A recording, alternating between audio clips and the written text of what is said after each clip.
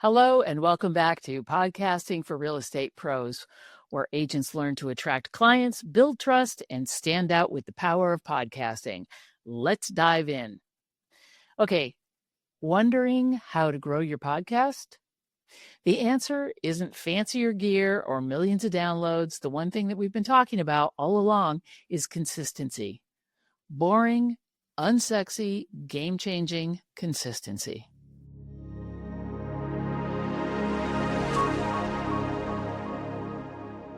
Hey, I'm your host, Sue Willoughby, and today we're talking about the one thing that separates the podcasters who make it from the ones who ghost their feed after 6 episodes. Showing up even when nobody claps. Consistency isn't about hustle, it's about honoring your voice. So why does consistency beat everything? You can have average audio, a basic cover, and a tiny audience, and still build a powerhouse brand if you're consistent, because people trust what's reliable. So when you show up regularly, you become part of their routine, their drive, their walk, their week. Let's say you drop your episodes every Wednesday morning. As people are on their way to work, they're going to tune in because they expect you to be there. And that's where the trust lives. The trust is what's going to sell. So what happens and why do podcasts drop off? Most podcasts die before episode 7, not because they weren't good, but because the host stopped showing up. Why did the host stop showing up? Because of their thoughts. It's not growing fast enough. I don't know what to say next, or I got busy. These are all totally normal, but they're also totally solvable. So how can you stay consistent even when life's? Right? Things are going to happen. You're going to get busy in your business. Things are going to happen in your family, whatever. Life is going to happen. Here's one way. The biggest one, batch like a boss. We talked about batching in episode 11, remember? One recording day, knock out 3 or 4 episodes, no panic and no guilt.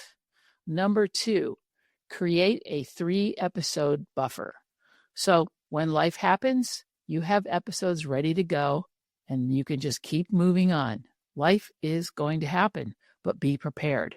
Number 3, use a simple framework. Remember our pillars, outlines, rinse, and repeat. You don't need to reinvent the wheel with every episode. If you have a structure and a framework, then you can just plug and play. Number 4, please, I'm begging you, let it be imperfect. Your audience would rather have a consistent you than a perfect ghost. So show up messy, but show up anyway. Number 5, track the wins, not just the downloads.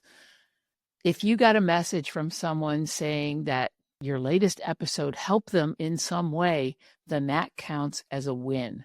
Log it, save it, celebrate it. Please celebrate the wins, even the little ones, and let that keep you motivated to keep being consistent and keep moving forward.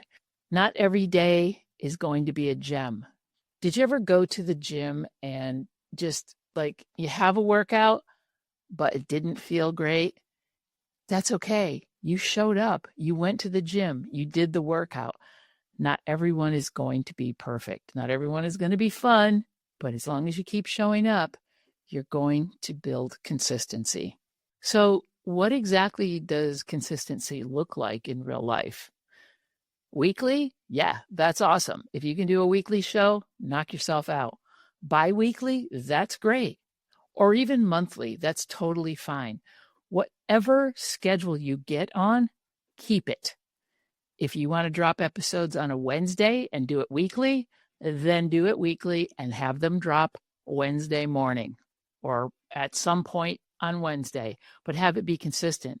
Because if somebody's used to hearing your episode every Wednesday morning on their drive to work and you're not there, they're going to wonder what happened to you. They're going to be like, did they go away? Did the podcast end or whatever?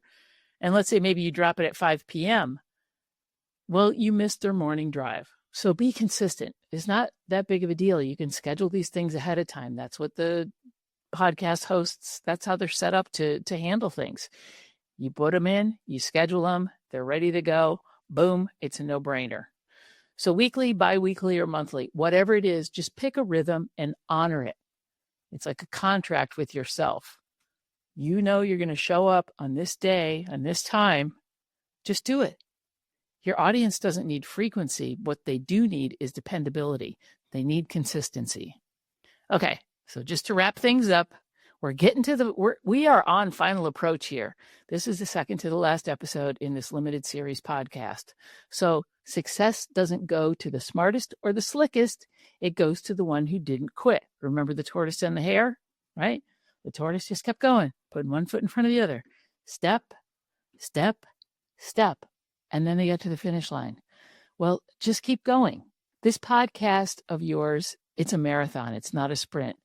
You're building something bigger than a feed. You're building a brand. This is a brand asset. This is you, my friend.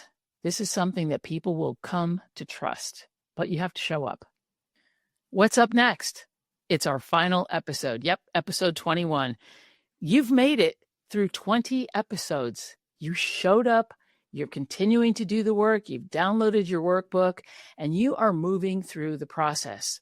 That, my friend, is consistency. If you carry this consistency into your own podcast, then you are going to be a rock star. So in the next episode and the final episode, we're closing the loop on what top mistakes real estate agents make when starting a podcast and what to do so you don't make the same mistakes. Until then, be the one who kept showing up, because that's how you're going to win.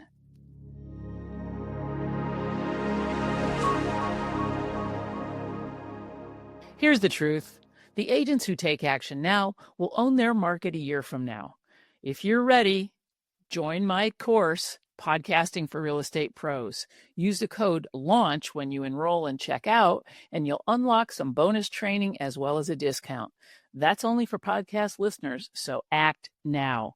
See the show notes below for the link.